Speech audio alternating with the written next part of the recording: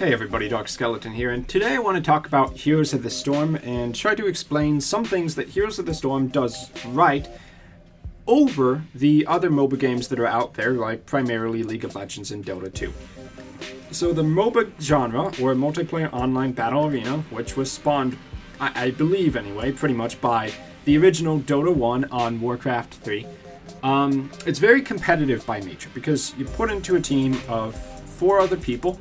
And in general, you're playing to win, which can become really hard. When you're fighting other people, you're going to be fighting equally skilled people as a result of matchmaking.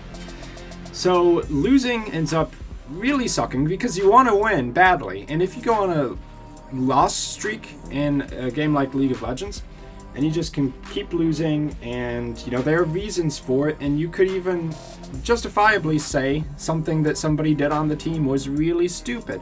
It may have been you, it may have been one of the other 4 people. Now, most people are just going to blame it on everybody else. But all in all, when you get that kind of bad blood going, and people are yelling at you for sucking or whatever, that really gets to pretty much anybody who, I don't know, doesn't have like an iron skin for their mind. So, in Heroes of the Storm, a couple things they do really good about this. Firstly, the daily quests, which are what you log on every day or every 2 or 3 days, generally speaking, about, I would say, 7/8 of them or something, don't require you to actually win your matches.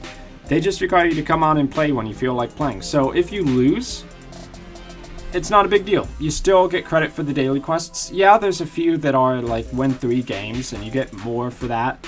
But it's not quite as bad as you have to win every day you log on, like in League of Legends, to get the bonus, the IP bonus, influence points bonus, that's what it's called there. So, for one thing, you're not pressured by gaining resources. So, you just log on and play, and if you lose, you lose. If you win, you win. Great. Now, why that's a good thing is because these systems, they push in the matchmaking rating, which means pretty much you're going to be matched up with people who are relatively your skill level. Meaning you're going to lose about 50% of your matches and you're going to gain about 50% of your matches unless you're on the very bottom end or the very top end of the spectrum. Now, that's on average. You can lose like 4 games in a row. Now, you lose 4 games in a row in a system where pretty much everybody's yelling at you, and that's a problem. Now, the IP bonus, IP penalty is one thing, but the bigger problem, I would say, is in-game chat. Honestly, I hate having to talk to other people in a MOBA game.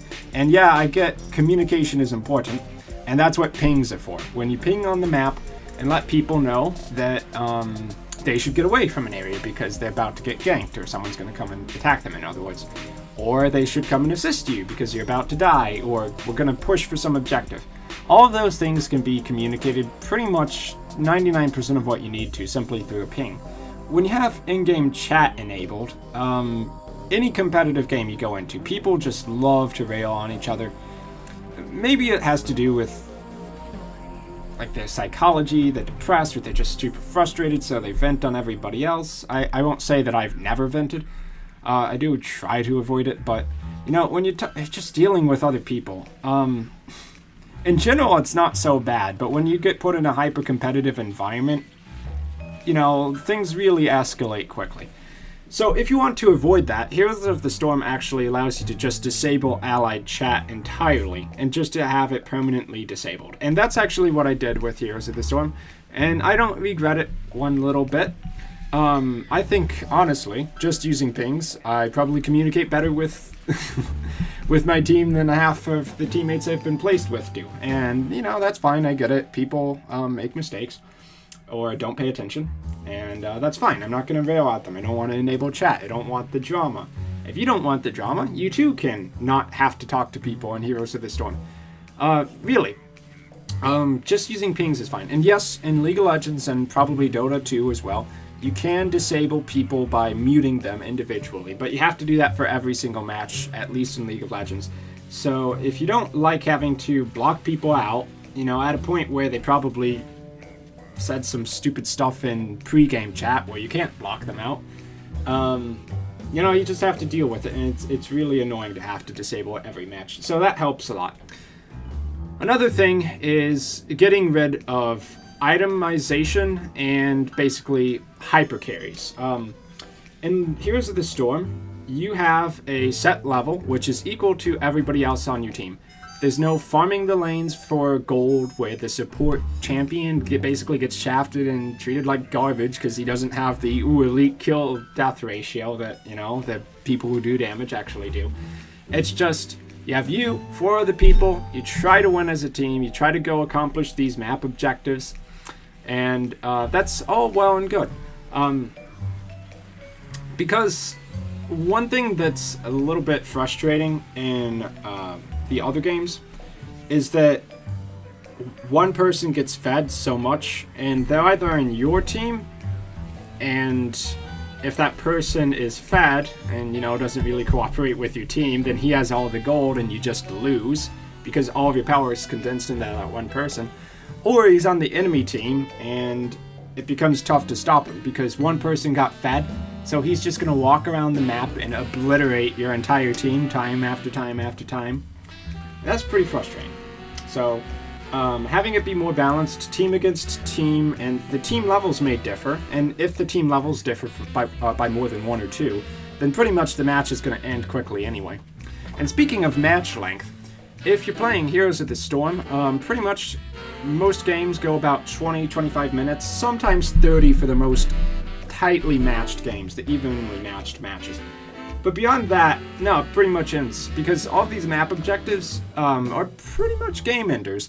Like the cannonball map, you pay a pirate gold coins and he fires cannons at the enemy structures. That can only go on for so long. Eventually those pirates are going to destroy all the structures, including the core, as it's called in Heroes of the Storm, the main base. That's the thing you have to destroy to win. So games move along. Even if you're playing a bad game, you know, it's going to end soon enough. In League of Legends, sometimes games draw out a really long time. Sometimes the enemy team is afraid to push. And yeah, sometimes you can have comebacks, but honestly, not that often. Like if you're down, if your team is down like 10 kills in a game like League of Legends, more or less 70-80% chance you already lost. But your team's not going to surrender. People hate to surrender before it's over. So you basically just stuck dealing with it. And that also means being stuck dealing with the drama of the team. So, in Heroes of the Storm, it's going to end in 10 minutes. And if you have allied chat disabled, it's great. You don't have to deal with people. Just play the best you can and enjoy. I mean, that's really all you can have in these games. Sometimes you lose. That's just the nature of every single competitive game, period. It feels great to win and it feels bad to lose. Hearthstone is the same way. It's just damage control, you know, less stress, less one person dominating, matches ending quicker. That's really nice. And let's see, another thing, the talent system. I'm sure there are optimal builds specifically for how you build each character with talents, just like in League of Legends. There's talents, runes, and in-game items that you do to win the game. In Heroes of the Storm, and I have not checked competitive sites, and I don't want to check competitive sites because the second you do, it kind of ruins the game a bit. You can pretty much pick whichever talents you want, and you'll get away with it. I would say, in general, there are some bad talents, and there are a lot of good ones, but you're kind of more free to experiment.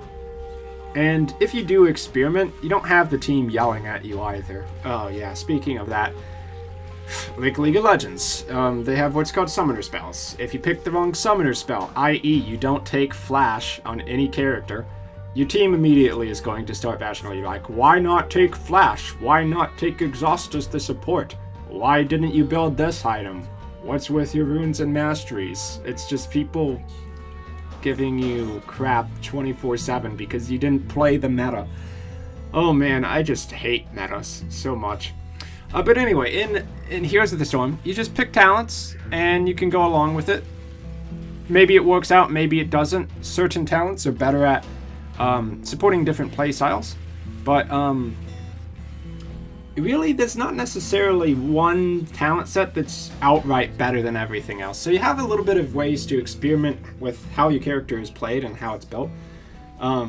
And really, they do make a big difference on how your character's play style goes as well. Like the difference between a tank that has a lot of crowd control and one that has the pure healing regeneration, like some Stitches builds I like to play around with, is actually quite a bit different. Okay, and here's one more big one for you guys. And this maybe applies to just the game in general, not necessarily casual play, but Heroes of the Storm, every time you queue up, it throws you into a different map. They've got about 8 of them, and they're releasing more. In League of Legends, you basically play one map, and that's Summoner's Rift. No one cares about Twisted Treeline, no one cares about Dominion. ARAM is just for fun, so everybody's playing Summoner's Rift for 2,000 games. And while they make adjustments to the map, which does change things up a little bit, you're basically playing the exact same match every single time. Yeah, different champions makes it go differently. You know, there are a lot of variables, and it's a competitive game. It's like saying that chess is the same game every time.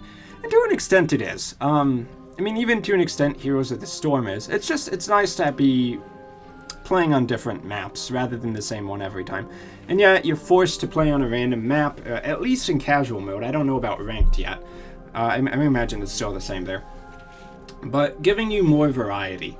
That's good not only for casual mode, but also just for keeping interest in the game in general, because while League of Legends and other Dota games, MOBA games rather, are fun, they do get stale. They really do, and what keeps you playing the game is the competitiveness of it, I think. Because, you know, you can always improve, but you also have that in Heroes of the Storm. You can always improve in Heroes of the Storm. You just have more map variety, and each map, you know, does play pretty well. I would say this is probably one of my least favorite maps, this one that I'm playing right now, where you collect these seeds, because the, at least from what I've seen, the giant garden terror that you get to control is actually kind of rubbish. I mean, most people just suicide it into the opponent's base, and it's just like, okay, that was a waste of, you know, the map objective. I'm sure in pro matches people use it a lot more effectively, but this map is just not my favorite. In any case, I've been Dark Skeleton. I hope you're getting my main points here about Heroes of the Storm. Just, you don't have to win your matches necessarily, because you're going to fulfill your daily quests. You can play on many different maps for variety, and you don't have to have team chat enabled. It's not even necessary, because pings do a fine job. And while I hate team chat, I do communicate with pings a lot, so I try to help my teammates out. So don't think I'm just some punk who doesn't want to cooperate. I do want to cooperate. But yeah, quicker ending games, a talent system, characters not overscaling, basically it being the power of one team versus the power of another team. All in all, it just makes it feel so much better for the casual player. Because you go play a game like League of Legends, and you're going to get crushed down, people are going to yell at you, you won't be able to get the daily quest because, or the daily IP bonus, because you lost 4 in a row, and that took hours of time. You can just avoid so many frustrating things with the MOBA genre by playing Heroes of the Storm instead, and that's why I've really taken a liking to Heroes of the Storm, probably as my MOBA of choice at this point. So I've been Dark Skeleton. Subscribe, like, and comment if you want to do all that jazz, and I'll see you in the next video.